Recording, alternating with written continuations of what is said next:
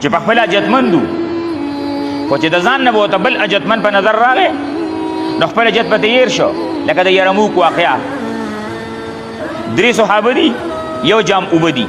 3 واړه په غشو لګېدلي دي، د مرګ په کیفیت کې دي، حالت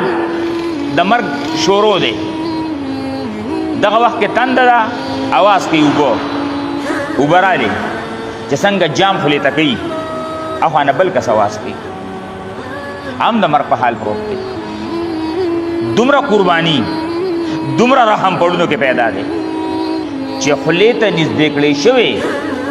په شونډو لګولې شوی جام د اوبو د خولې نه دې خوا کوي، وایي زما دغه بل رور لی اوسه، او چې هغې خولې ته کوي نو بل اواز کوي، هغه وایي دې بل رور لی اوسه، چې هغه لري هغه نه صحیږي،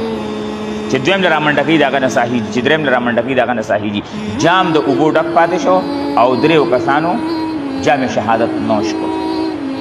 دومره مینه پیدا شو، دومره محبت پیدا شو،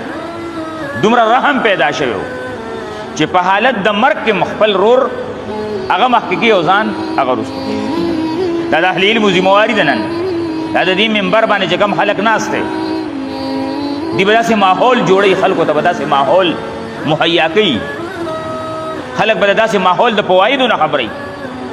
چې داسې ماحول جوړ کړي، پیدې به کسې دي نه یو پیدا. نبی علیہ السلام دا بیان کړی ده، چا چې د یو مسلمان یو تنگسیا، یو مشکل، یو پریشانی د هغې د لر کولو کوشش وکړو، هغه یې لر کړه، نفس الله عنه، نو الله به لر کړي د ده نه په دې باندې مشکلات د دنیا او د قیامت د دې مسلمان نه، چې دې د بل مشکلات ختموي، دې د بل پریشانې ختموي، الله به د ده پریشانې د دنیا او د آخرت ختمي.